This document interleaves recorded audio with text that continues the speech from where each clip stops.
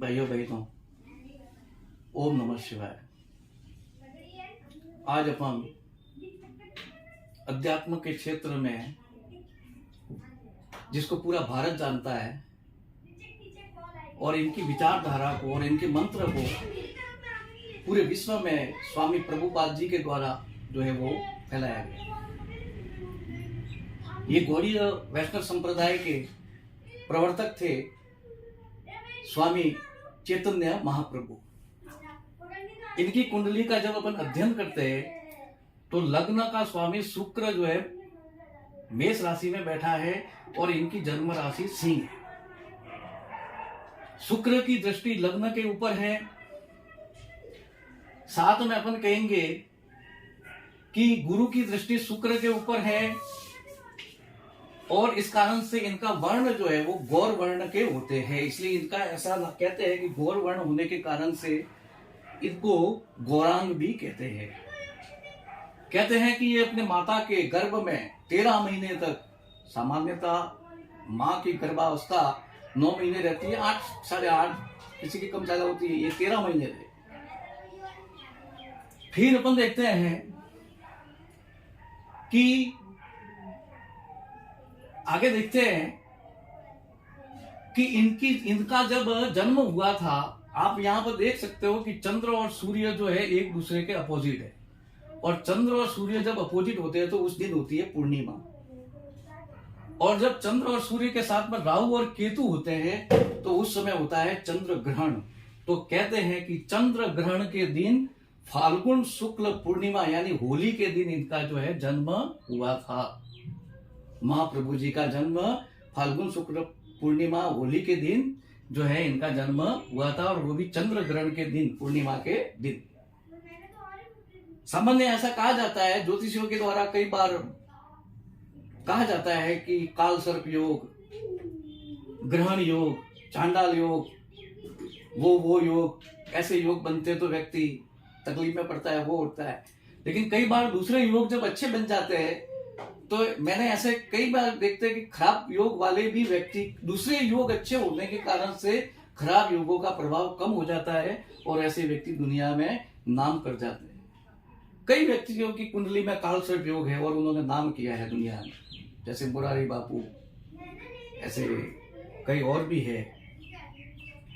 अब यहां पर अपन देखेंगे ग्रहण योग में जन्म लेने के पश्चात भी जब कहते हैं कि इनका जन्म हुआ था तो हरे कृष्ण हरि का नाम चल रहा था और उनका जो है चारों तरफ भगवान कृष्ण की भक्ति चल रही थी, क्योंकि ग्रहण के दौरान, ग्रहण का ऐसा कहते हैं कि नाम जप उस समय बहुत अच्छा फल देता है, शुभ माना जाता है नाम जप के लिए।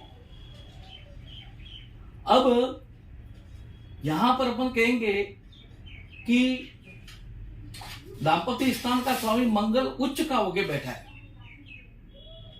और इसके यहां पर मंगल की दृष्टि है दाम्पत्य स्थान के ऊपर, 1, 2, 3, 4, चौथी दृष्टि है अपनी स्वराशि की है। साथ में गुरु की भी दृष्टि है, साथ में राहु की भी दृष्टि है। अब शुक्र जो है मंगल के प्रभाव में है, साथ में मंगल जो है कुंडली मांगलिक प्रभाव में भी है, केतु की इसकी शुक्र के ऊपर दृष्टि है। तो ऐसे व्यक्तियों का जो है, इनका जो कहते हैं कि दाम्पत्य सुख जो है ज्यादा लंबा समय नहीं, कुछ समय तक ये गृहस्थाश्रम में रहे, बाद में इन्होंने संन्यास की ओर जो है वो प्रस्थान किया। अब आगे देखते हैं धर्म स्थान का स्वामी। धर्म स्थान का स्वामी इनका बुध बनता है। बुध जो है वो नीच का बनता है, लेकिन बुध नीच होते हुए भी साथ में धर्म स्थान के ऊपर गुरु की शुभ दृष्टि है।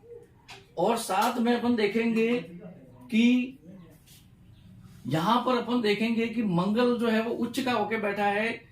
चौथे स्थान का स्वामी, कर्म स्थान का स्वामी चंद्र जो है केतु के साथ में बैठा है, मोक्ष के साथ में बैठा है, यानी इनका मन जो है बचपन से ही मोक्ष के लिए तरसता रहा, मोक्ष के लिए तड़पता रहा। बुध नीच होने के पश्चात भी बुध नीच होने के पश्चात भी इनके गुरु अच्छा होने के कारण से और रोचक योग मंगल जो है इनके कुंडली में पंच महापुरुष बनाता है, इसलिए रोचक योग होने के कारण से ये जो है वो धर्म की ओर बढ़े और जो है इनके मन का और आत्मा का संबंध मोक्ष के साथ में हो गया। गुरु की दृष्टि अपन कहते हैं 7, 8, 9 केतु के ऊपर भी पड़ रही है, चंद्र के ऊपर भी पड़ रही है। तो इस कारण से कह सकते हैं अपन कि मन, मोक्ष और ज्ञान इन तीनों का जो है वो संगम हो गया। गज केसरी योग भी बनता है, गुरु केतु ब्राह्मण योग भी बनता है। तो ऐसे व्यक्तियों का जन्म जो है वो मोक्ष के लिए होता है और धर्म के लिए होता है। बहुत जो है विरले लोग होते हैं जो संसार में बहुत बार बार नहीं आते, बहुत कभी कभी ही ऐसे लोग जो है वो जन्म लेते हैं इस धरती पर। आगे अपन देखते हैं इनका जो है कर्म स्थान का स्वामी चंद्र जो है मोक्ष के साथ में जुड़ गया, उसके ऊपर आत्मा की दृष्टि है, इसलिए इनका कर्म जो है मोक्ष के लिए हुआ, कर्म जो है धर्म के लिए हुआ।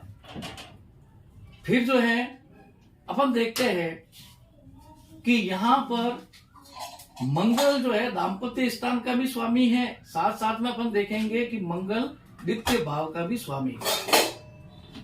साथ में यहां पर देखते हैं कि ये जो भाव गुण स्थान का, यहाँ का भाव स्वामी शुक्र है, ये आयु स्थान भी कहा जाता है।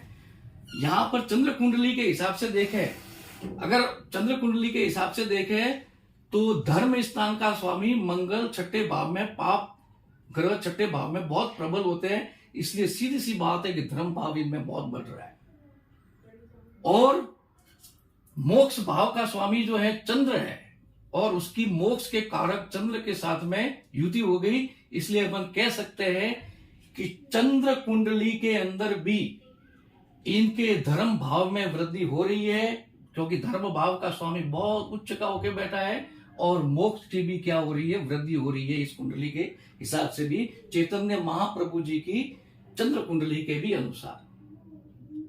दाम्पत्य सुख की बात करें तो दाम्पत्य सुख में देख सकते हैं कि इसका स्वामी शनि है और सूर्य और राहु शनि है। शनि के ऊपर जो अपन देखते हैं कि ये शनि चौथे भाव में बैठा है, साथ में सूर्य और राहु की युति इस स्थान में, सप्तम स्थान में केतु की दृष्टि है, इसलिए दाम्पत्य सुख ऐसे लोगों का ज्यादा होता नहीं है, वो संन्यास के लिए ही इस दुनिया में जन्म लेते हैं।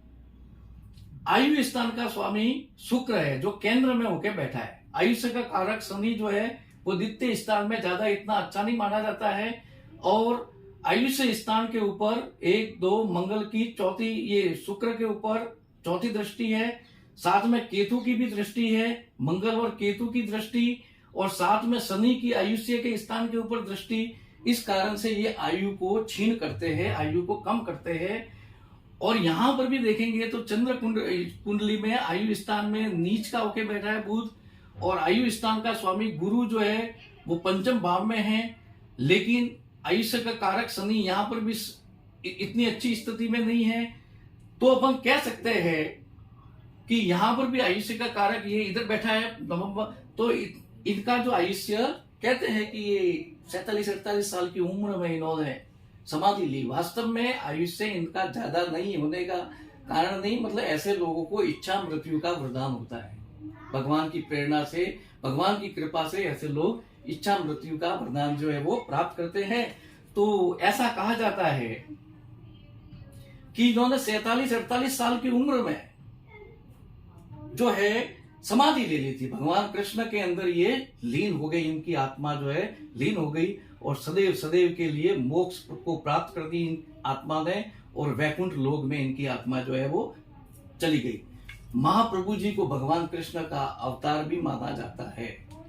महाप्रभु जी को भगवान का अवतार, भगवान कृष्ण का इनको अवतार भी कहा जाता है। इनका नाम गौरांग भी था, बचपन का नाम इनका निमाई था।